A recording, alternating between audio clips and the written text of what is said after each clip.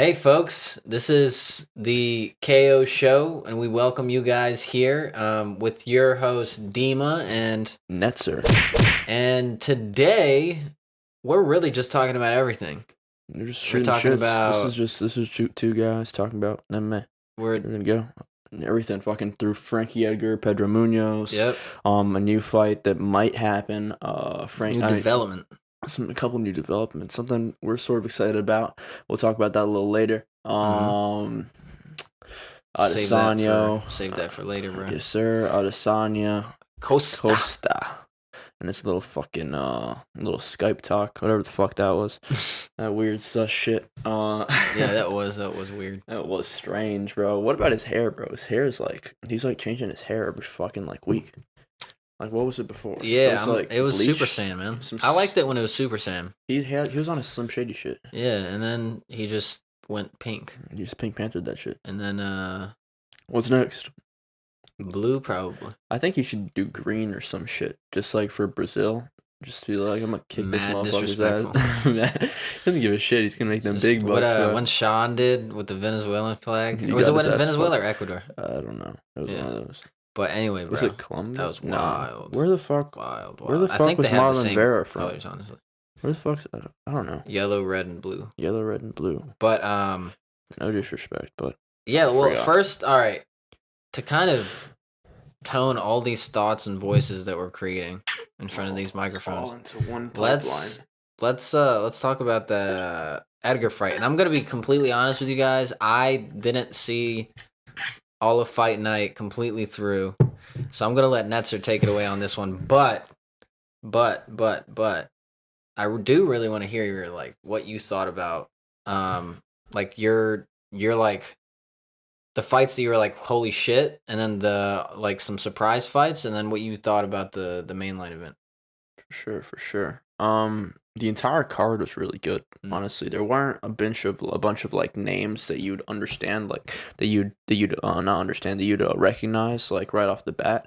But that's the great thing about UFC. We might have talked about this before, but you don't have to in boxing.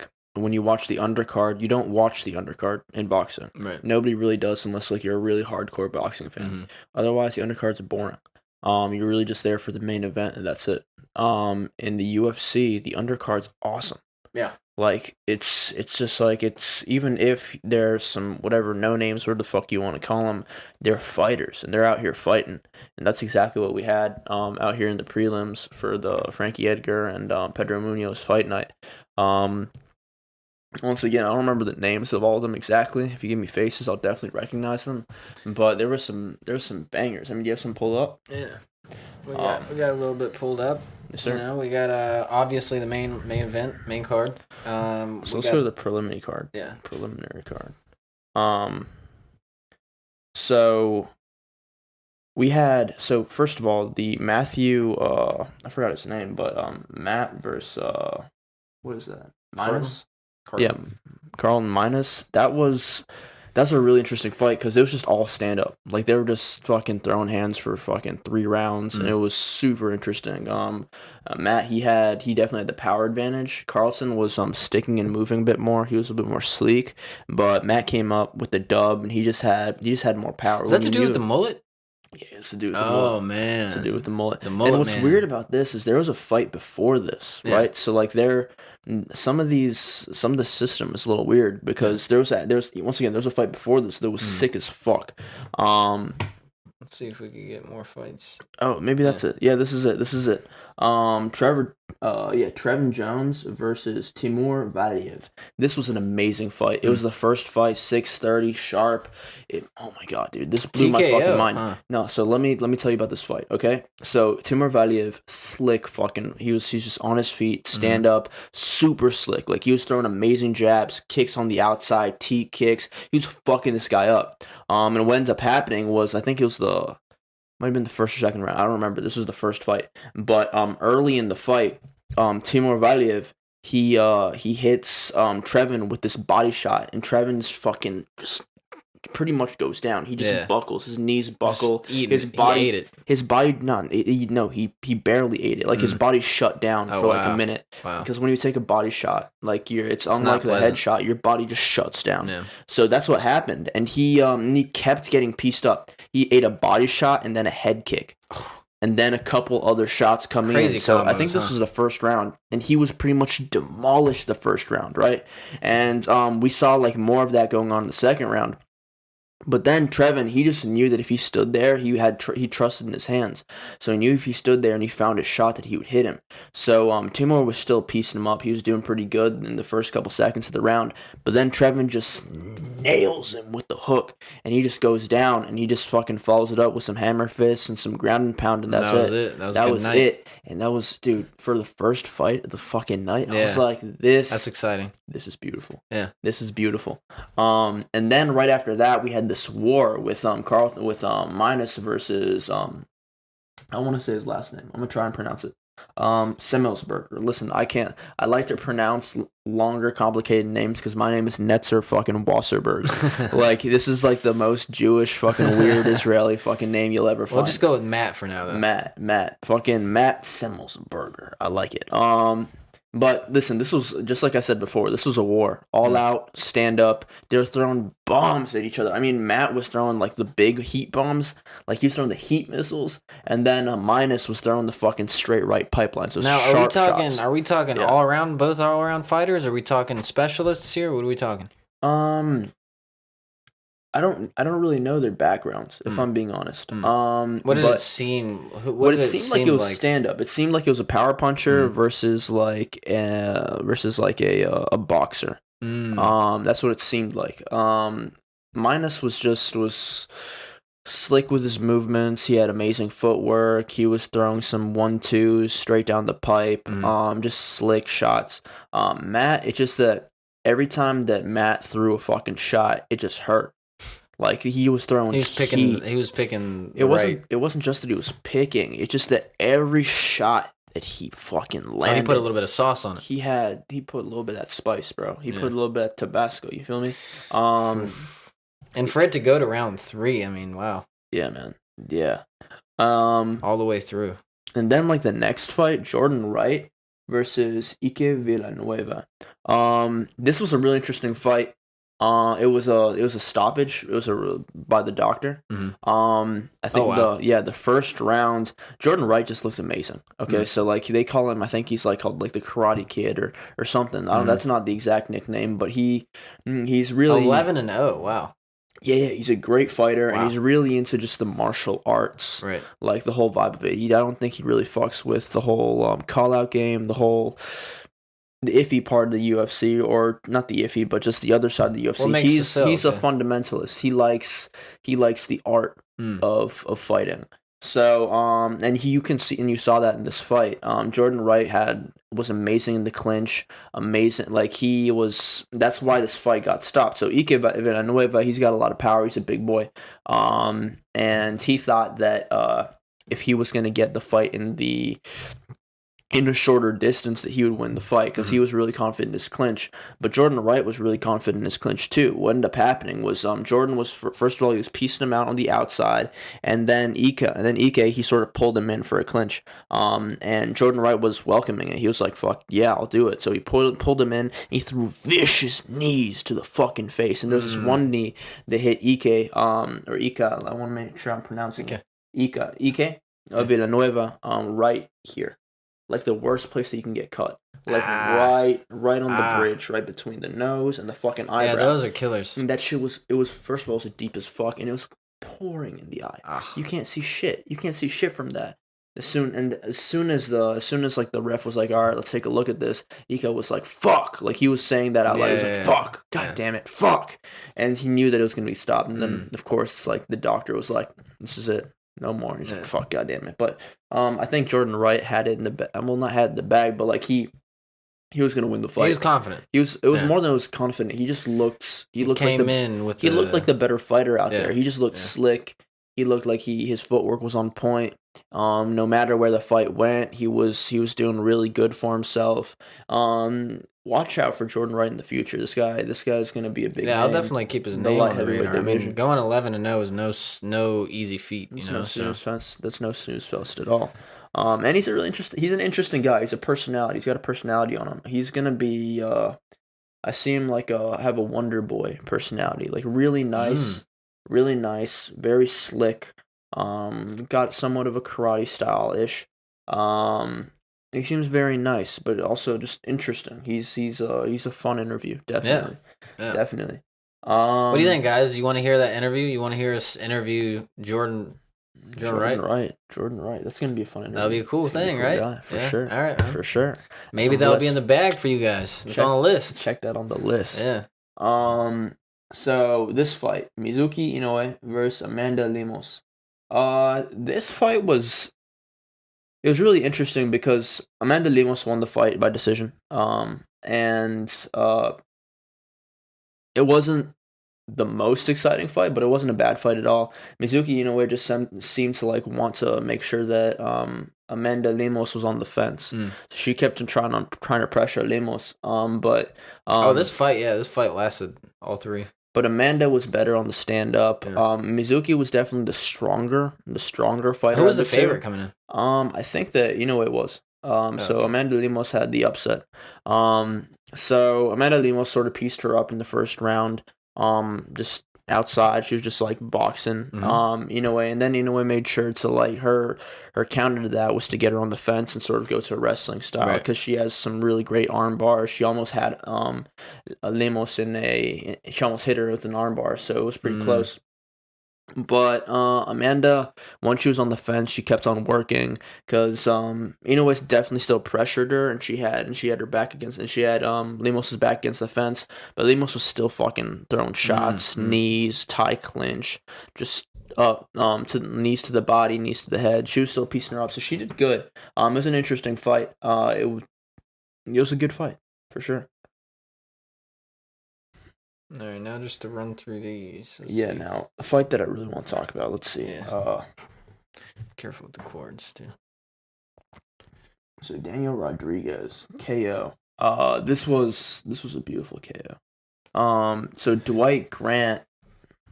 I think that this was another one of those. Unless just Lucky Austin Hubbard. This was another really interesting fight. Dwight Grant was really great on the stand-up in the first round. I think that he had Daniel Rodriguez knocked down in the first, just like her fight in the prelims. Yeah. And then Daniel Rodriguez just comes through with the fucking knockout. He's got this 1986 fucking tattooed right here. He's just vibing. This guy's a monster. Wow. And he got that KO. Dwight Grant was great on the feet in the beginning, but he just didn't come out on top. Yeah. I think it was definitely one of those fights, but for sure, like Daniel Rodriguez got the power. Welterweight division better watch out because this guy's coming. Now, something I did hear was pretty big upset in the flyweight for women. Agapova versus Dobson. Dodson. Yeah, Dobson? Is it Dobson? Dobson. Shayna Dobson. Yeah. Everyone was pretty much expecting. Apparently, there was a 25,000 bet on Agapova to win, but money wasted. You know what I mean? But if you got that money to spend, you're probably not missing it out, right? But still, $25,000 fucking down the drain. It's not a small little donation. But yeah, Shayna Dobson, Kazakhstani fighter. She's had some really good fights under her belt too. Yeah, for sure. She can throw hands. She reminds me of she's really great stand up. She reminds me of like a great kickboxer in the flyweight division. She's a great fighter. Shayna Dobson, I think she finished the fight through ground and pound. Fantastic finish. Really sweet, like really sleek. She made sure to follow up. I think she had a takedown. She followed up on the takedown with some ground and pound. Yeah, that'll do it. If you do it right, that'll do it. That'll do it. So she did a great job on that.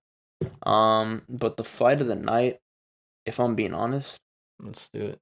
for sure. Pedro Munoz versus Frankie Edgar. Edgar. There's been a lot of talk about that recently. This was a beautiful fight. First of all, Frankie Edgar is such a fucking just.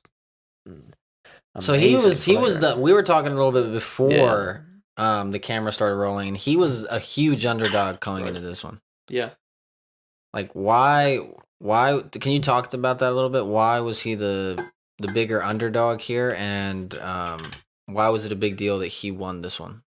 So, Frankie Edgar, really well known in the featherweight division. So Frankie Edgar, just backstory a little bit. Great, amazing fighter, legendary. Mm-hmm. Previous featherweight champion.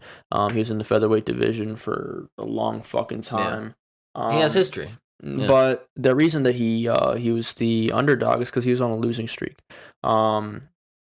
He just wasn't doing that great in the featherweight division. He lost to Max Holloway. He lost to Aldo. He lost to which, by the way, are good losses, as they say. It's definitely good losses. And then he had, I think he might have had some others. But it just wasn't. He just wasn't coming through in the featherweight division. So he decided to move down against one bad motherfucker, Pedro Munoz. Now, mind you, Pedro Munoz, he's got great ground game. His fucking guillotine is monstrous. It's fucking strangle you up like a fucking boa constrictor and just rip your head off. So Pedro Munoz is a bad boy, and to prove that even more, he KO'd fucking Cody Garbrandt, like the king of KOs. Like, that's crazy. I do remember that. He went, like, both Cody Garbrandt and Pedro Munoz were in the fucking pocket. That was such an intense fight.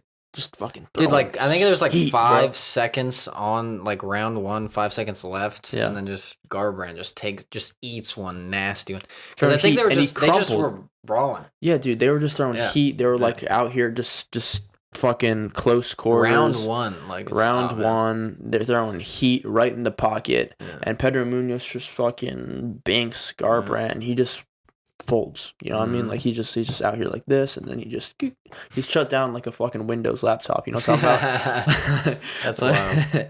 Like, it was just lights out. But that just shows, like, Pedro Munoz has that power. He's an amazing fighter. And Frankie Edgar was in there. So Pedro Munoz definitely threw the harder shots in this fight.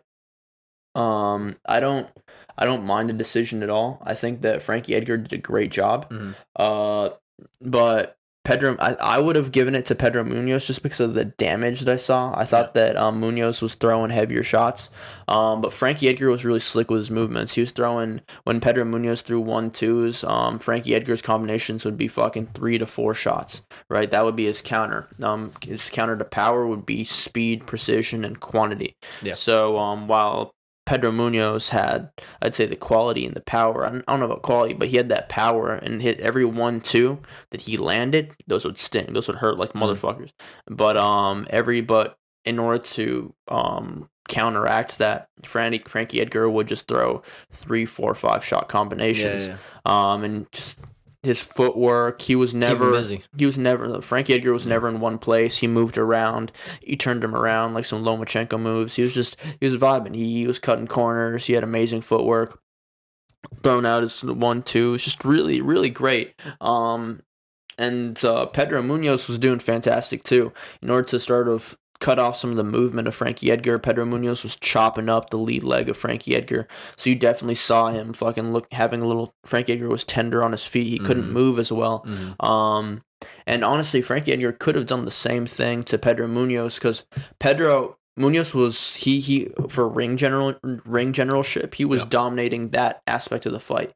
He was always just in Frankie Edgar's face. And Edgar was always on the outside. He was like outside, just moving around, just outboxing. Shifting, not outboxing, but just boxing Munoz. And Munoz was just in there to fight. He was just like a pit bull or something, going for his prey.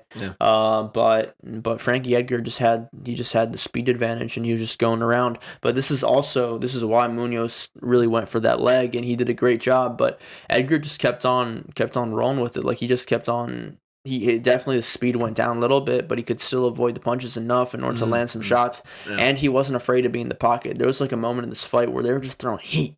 right? Like it was like a Cody Garbrandt, fucking Pedro Munoz moment where they were just in the pocket and they just fucking went at it.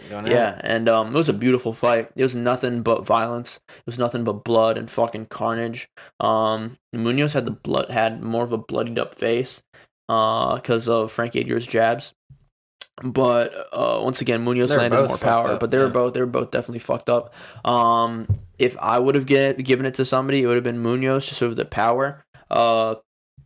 And then at like the fight com or the box or whatever, Frank Edgar definitely threw more shots, but it was pretty even. So you could have given it a tie. You could have given it to either one. Yeah. Beautiful fight, just beautiful fight. And now, like, what's next for Frankie Edgar? Because he just beat Pedro Munoz, number 5 in the bantamweight division. Oh wow! And number 5 in a stacked division, right? Like this is. They say lightweight is stacked. I think the bantamweight is even more stacked than lightweight. Yeah, that's my personal opinion. Because even the fighters, even the fighters that aren't ranked, like in the bantamweight division, the fighters that aren't even ranked yet are still amazing. Like you've got Sean O'Malley, you've got Marlon Vera, I think Marlon Vera is ranked now. He might be 15th. He might have taken Sean O'Malley's place, but he definitely took his shine. I'll tell you that for sure. I'm seeing a lot of stuff online about that. Yeah, so even the unranked fighters, you've got some bad motherfuckers. You got Cody Stamann, who's who took an L, but he's a great fighter. You got Jimmy Rivera. You've got just some amazing fighters in this division. Aljamain Sterling, monsters. Jose Aldo. We've got multiple champions. Cody Garbrandt. Our multiple previous champions. Cody Garbrandt. Jose Aldo, and it's just a bunch of others. Now Frankie Edgar, like, what the fuck? Like, what the fuck? This is beautiful. Yeah. So what's next for Frankie Edgar? Dude, I don't know. Title fight? Maybe fight against Jose Aldo again? No, I was going to say not yet title fight, but definitely a fight in the top 5 for sure. You know what I think they might do? They might put him against Jose Aldo again, just to see, like, what happens in a new weight division. I think that would be a nice little card reshuffle. You know what I mean? It's a nice card reshuffle. It's like, you have 2 guys that have already fought, but fighting in a different weight may change the outcome. I don't think it will, though. I think that Jose Aldo is still gonna dominate, do what he needs to do. Yeah. Jose Aldo is just more of not a complete fighter. Just he's got more weapons. Yeah. He's a legend. Well, he's got more polished weapons because Frankie Edgar can still throw shots with Jose Aldo. Just Aldo's he's got more variety. He's got more guns that he's gonna bring to the show. All that stuff comes from experience. For sure. I mean, they both have stacked experience. It's resumes. It's just the style difference. Jose Aldo's like amazing fucking. He's got his kicks or something. I don't else. think anyone can argue that it would be a good fight. It would be a beautiful fight. I would love to see that fight. I would love to see that fight. Moving on to UFC Fight Night. This coming Saturday, August 29th. Yep. At the Apex. Anthony Smith versus headlining Rakic. the event. Yeah, Anthony Smith. Yeah, exactly. Yeah. So we'll see what happens with that. Anthony Smith just took a devastating L before. Yeah, that was taking an L after taking an L, right? Like taking an L after being robbed at home and like. Yeah. I mean, he took a somewhat of a dub, beat the fuck out of the robber. Well, I mean, but he said that the robber was strong as fuck. Yeah, he was in fear. Well, he was like coked out or something. That's why. Maybe he was like drugged out and he couldn't feel. Maybe he had that coke strength. He had that. He had that fucking gorilla strength. He was just out here, just fucking out of his mind, lifting up cars, lifting up furniture, fucking up Anthony Smith.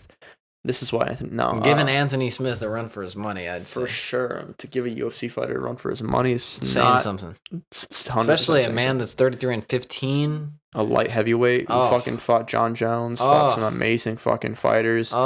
Anthony Smith is definitely a bad man. It's a bad man. Very versed. So very well versed. All you robbers out there, watch the fuck out for Anthony Smith. Don't rob his house. Even if you're a strong motherfucker, you're gonna get lights out. Lights out. It's gonna be an interesting fight. I think that the fight that I'm really looking forward to on this card is gonna be Neil Magny versus Robbie Lawler. Yeah, Lawler. That's gonna be a huge fight, dude. I'm gonna be really interested to see what happens this fight. Welterweight division. Neil Magny. Really interesting fighter. He's got really good stand up. He's very slick. I don't see Robbie Lawler, the way he wins this fight is just going with his game. Just fucking dude. What this guy he's has been one in of the the most sport for like how long? Like he's had so many different like journeys in the sport. yeah. Like he was in the UFC and then got cut back when he had hair. Mm-hmm. And I think he fought for a couple other promotions. Did really good in that. Came back to the UFC. Yep. I think he's had a couple different stints in the UFC, but the most impressive one was his stint as a champion. Mm-hmm. Had some beautiful fights, just so memorable. I mean, who doesn't love Robbie Lawler? He's one of the most lovable. Who doesn't know Robbie Lawler? Listen, if you're a fan of the UFC, you know Robbie Lawler. I mean, he's one of the most lovable fighters in the UFC just because you know that every time Robbie Lawler shows up, he's there to fight. Yep. And if it's he's a professional. He's such a professional, such a stand-up guy. For sure. Makes weight, does his thing, gets in the cage, puts on a hell of a performance every time. He'll get pissed off if there's an L that he didn't like. For example, what was that? What was that one L against the wrestler? Fucking funky wrestler. Forget about it. But Robbie Lawler is a beautiful fighter. Neil Magny is on the up and up though. Yep. He seems like he's doing really great in the welterweight division. Well respected fighter too though. Yeah.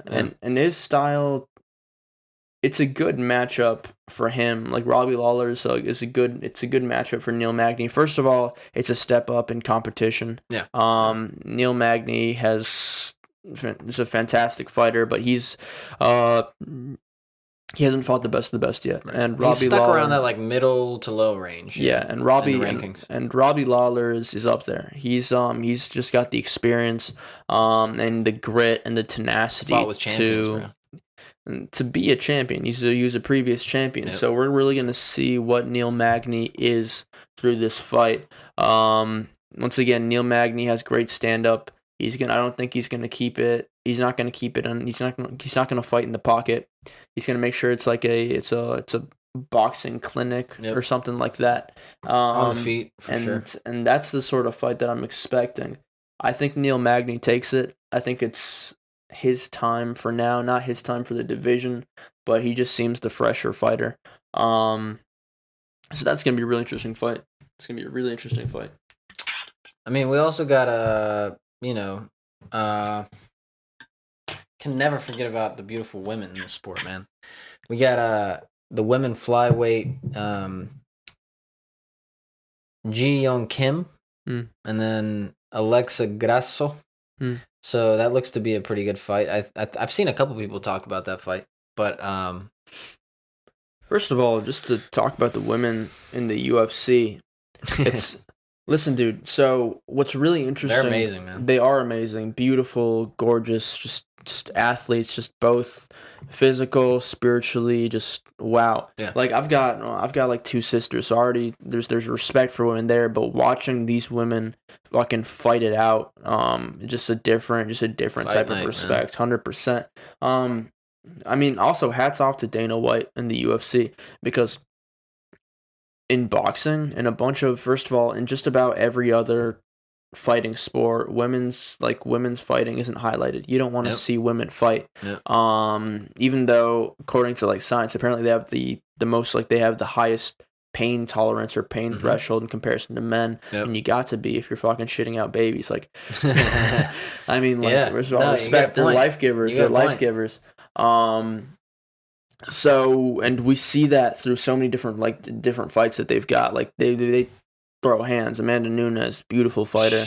Rose Namajunas, beautiful fighter. Just like crazy. Across two shoulders, man. Yes, sir. She's amazing. Yes, sir. Amanda Nunes is amazing. They're all amazing. Yeah. Like the amount of just respect, right? Like in boxing, they've got some amazing fighters. It's just that nobody really wants to see the fights. Like it's the money's there. Well, I mean, listen, the good thing I feel like you're trying to say is in the UFC, women are definitely highlighted within the sport, within the cards, and that's an amazing thing to see because they deserve just as much credit and just as much the spotlight, just as much of a spotlight as the men do, man. Regardless of how, like, in terms of like quantity, the quality speaks for itself. Like, for sure, these girls are like true professionals, true champions. And they fight. I mean, shit. Some of the greatest fights I've seen were women. You know, just brawling it out in the cage. You know, shit. One that comes to mind right away is Shevchenko. The fucking fight of the century, dude. Yeah, Shevchenko versus fucking current champion. Yeah, from China. Yeah.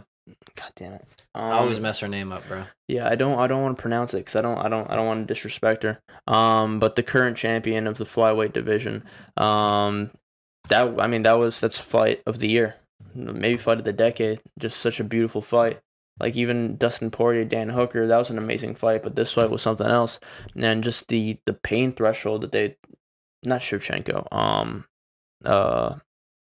Valentina Shevchenko isn't. She's an abuser. She's an amazing fighter too, but it was a different fighters. Again, we're trying to find it. Here it is. Here she is.